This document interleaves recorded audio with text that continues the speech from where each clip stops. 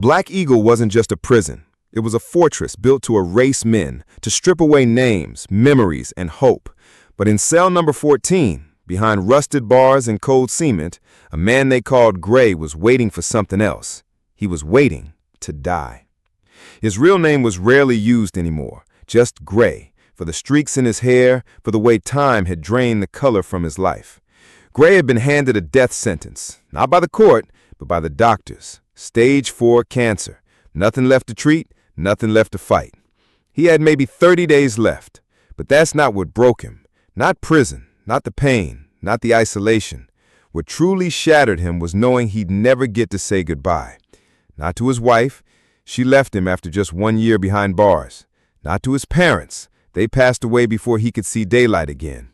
No. The only soul he had left in the world was a dog, a German shepherd named Rex. Years earlier, Gray had found Rex trembling under a bridge, a skinny, straight pup shivering in the rain. Gray took him in, fed him, dried him off, and just like that, man and dog became family. They were inseparable until that night. A drunk neighbor broke into Gray's home. He was shouting, violent, threatening Gray's wife. Gray tried to protect her, one desperate swing, but the blow turned deadly. The man died. Gray insisted it was self-defense, but the court didn't believe him. They gave him 12 years in Black Eagle. Inside, Gray withered. Letters from his wife stopped coming. Mentions of Rex disappeared. He was alone, except for a memory, a dog with eyes full of trust, the feeling of a warm nose against his palm, the way Rex used to curl up by his feet. Gray clung to those memories, even as his strength faded. One night, as his body weakened, Gray made a final request to the guard doing rounds. His voice was barely more than a breath. "Before I go, can I see Rex? Just once?" The guard paused. Gray had never caused trouble. He'd saved a fellow guard during a riot years earlier, so the request was passed along. And in a rare act of compassion, Warden Erickson said yes. A week later, volunteers arrived at the prison with Rex. He was older now, 10 years old, graying, slower, but still noble, still strong. He walked the prison halls calmly, his leash held by trembling hands. Inmates whispered from behind bars, "A dog? And Black Eagle?" No one had seen anything like it. At last they reached cell 14. The door creaked open. Gray sat up on his bed, his eyes wide, breath catching. "Rex, it's me, boy." But Rex froze. He didn't run. He didn't wag his tail. Instead, he growled, low and confused, his ears pressed back. He stepped away. Gray reached out a hand, the same hand that used to throw him sticks, the hand that used to scratch behind his ears. But Rex recoiled, like Gray was a stranger.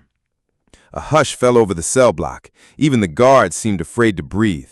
One of them stepped closer. "Dogs don't forget their people, not unless something's changed. When's the last time you saw him?" Gray swallowed hard. 4 years ago. My wife wrote to say he was still alive. One of the volunteers shifted nervously. "We took Rex from the shelter 6 months ago. Your ex-wife surrendered him, saying his owner had died." Gray clenched his fists, knuckles pale. His voice came out in a rasp.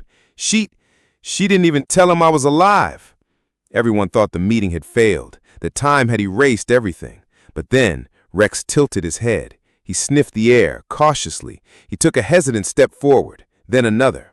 He sniffed Gray's trembling fingers, the prison uniform, the pale, hollow face.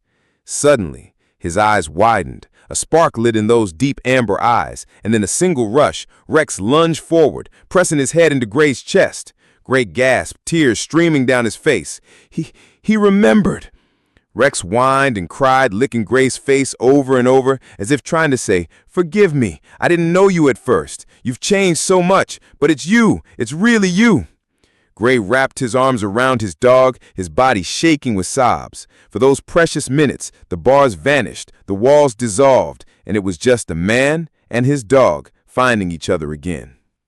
For the next 2 hours, Gray sat on the floor, leaning against the wall, arms wrapped around Rex. He whispered to him about days at the park, about tennis balls and rivers they'd survived together. Rex stayed perfectly still, his tail slowly thumping the concrete, as though he understood every word. 2 days later, Gray slipped away in his sleep, but before he died, he signed one last document. He asked that Rex not return to the shelter, but instead join a K-9 therapy program to help other inmates at Black Eagle find a piece of hope he had almost lost. Now, Rex walks those same prison corridors wearing a blue therapy vest. He visits men who have nothing left but regrets. He sits quietly beside prisoners shaking with tears, offering nothing but gentle eyes and silent understanding. And the guards say every time Rex passes cell number 14, the place where Gray lived and died, he always pauses, lowers his head, and lets out a soft, trembling whimper, as if to say, "Hello, my friend. I remember."